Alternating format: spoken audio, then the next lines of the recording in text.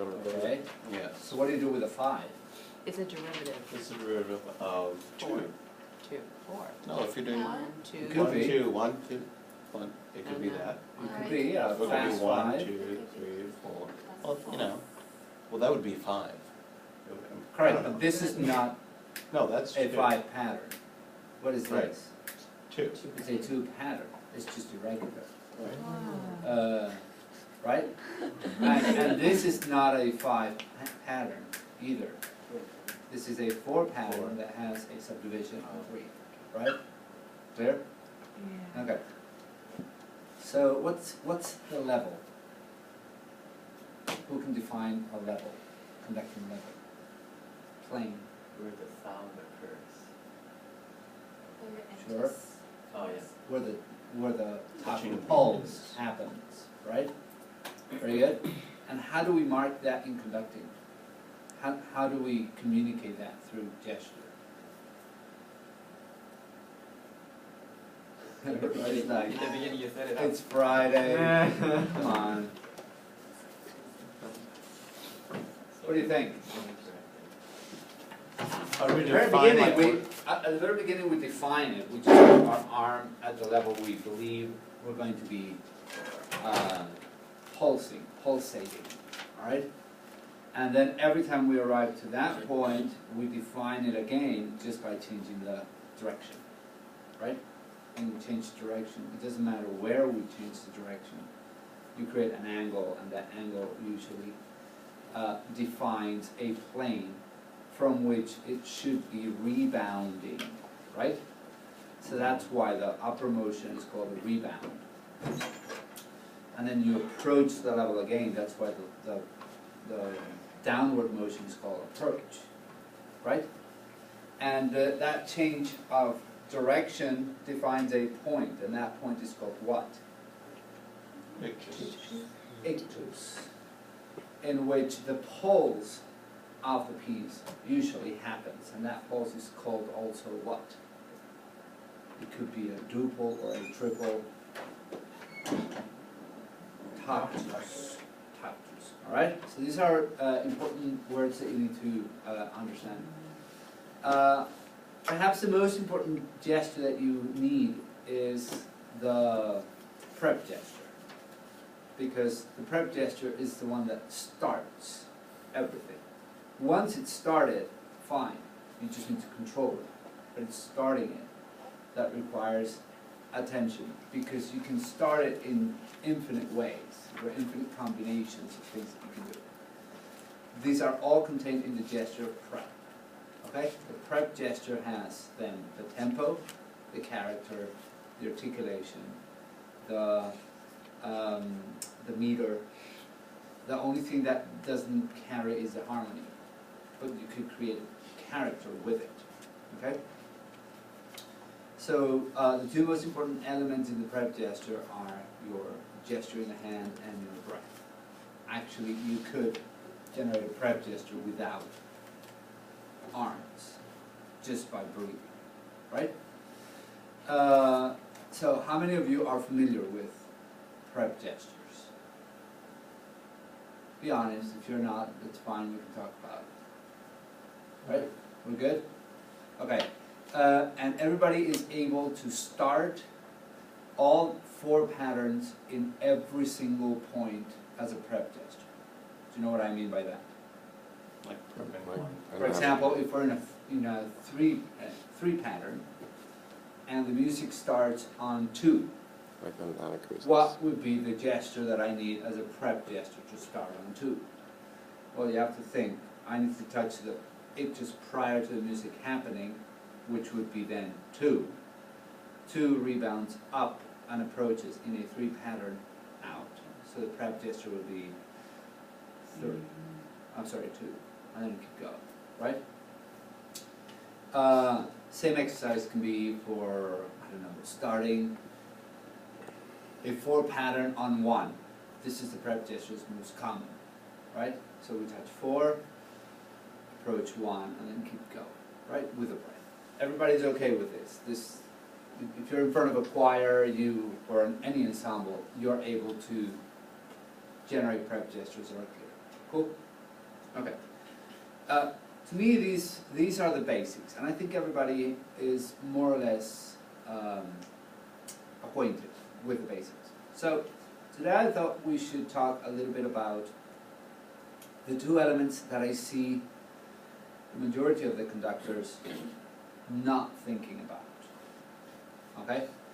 And when I say this, I say it regardless of the level. In other words, I've seen professional conductors not thinking about these things. So I'm not just talking to you undergrads about it because I think that you are in the early stages of conducting. It's irrelevant. I see a lot of our grads sometimes just not thinking about these things. Before we talk about those two, I want to make sure that you understand that in order to conduct, you have to prepare the music that you're going to be conducting. Now, what does that mean? Anybody? What do we need to do in order to prepare that music? Practice? Sorry. You have no voice. What does this? Score? Write Score the score? study. Score study. Okay, what do you do when you study the score? Everything. Exactly. What is Yeah. everything? Let's talk about it. Look at text. Okay, let's talk about text. What do we do with the text? Well, if it's in a different language, translate it word for word. Okay. Get the whole meaning behind the poetry behind the. Alright, so you need two translators, two translations. Yep. Word for word and poetic translation. What else do you need to do? What else do you need to be able to do as a conductor? Vowel multiplication. Sure, that's more connected to register and vocal production. But I'm thinking essentially, can you pronounce it, right? If you're not fluent on the language, you should be able to at least have done an IPA and be able to teach it. If you have somebody that's fluent in that language in your choir, fantastic. That doesn't mean that you can't do it. You should be able to do it, okay? Because that in that way, or through that process, you know what you need to be listening for. And then remember that conducting is essentially comparing what's happening to what you want to happen, right? So it's in that constant comparison that we can achieve the results that we think are the best. That doesn't mean that the ideas that we have in terms of what we want to hear are the best ideas. We might be wrong about it. But that's one thing. The other thing is the process of comparing what's happening, actively listening, and then stopping and modifying to get it closer to what we want to hear. Okay? Good. What else do we do with the score? Look at what each voice part is doing and the relationship between them. Okay, so that would be counterpoint. Are you thinking? Yeah. Counterpoint. Okay. So what do we do? What would be the first thing that we should do with each line? Phrase structure. Sure, you could figure out the structure of each one of them, right? Find out the motives. You say play them. What else? Just like mark the entrances? You could mark the entrances. That will give you some kind of a structure of, or maybe a map of the gestures that you need. Understanding that every cue is essentially a prep gesture that happens in motion, right? So we come once again to the prep. There's something that's more basic. You said play, and I would say differently. What do you need to do? It's called rephrase. Okay? So playing is important, but what else? Being able to sing it. Sing it. Everybody should sing every single line, okay? If it's not in your range, you do octave transposition. Can I say something about that? Sure. quickly? I found out that at Fullerton, I have a couple of friends that are there, that in their conducting class, they actually have to sing one of the parts as they're conducting, and then they're asked to switch on the spot to a different part. Very good. Yeah, I was doing there. That's, ooh, jeez. Have you tried to do That's that? I've tried, and that's, I've seen something Crap. similar. Like in my high school choir, my teacher, well, the director would divide the choir into like 4 groups, like 4 octets, and he'd like conduct one octet, and then he'd go that one at random points. So I But think they were singing the same piece? same piece, but he, like during the song, he would turn. but And they're they all would singing just- the same part, right? No, no, So, no. like, It the was bass was. I think it's just bass along the always lines sung of bass. yeah, like that they would sing the same line. Uh-huh. So Okay, but as an exercise, as a So this is like preparation switching. exercise, you should be able to sing, at least sing every single part, okay? If you could do jumping around, that would be fantastic. If you can play one part and sing another one at the same time, it would be great. If you can play 3 parts and sing one, that's magnificent. And all this allows you to anticipate what is it that you want to hear in terms of right pitches, okay? What else do you do with the score? How do you prepare it? We talked about text, we talked about individual lines, what else? Structure, which is probably also derived through harmonic material, also through motives, etc. But you need to know structure. Why is it so important, especially in terms of rehearsal technique? What would you do? You can divide in sections. Very good. You need to know what sections are. You also need to know if a section repeats, right?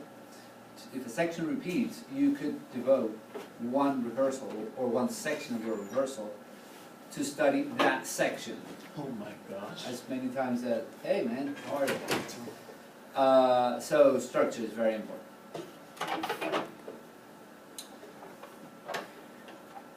One of the points that I want to talk about is the fact that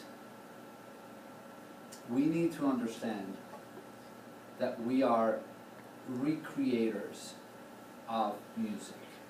In other words, what I have right here, this is not music.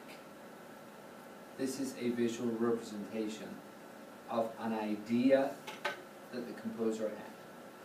This is hopefully the best code for that idea.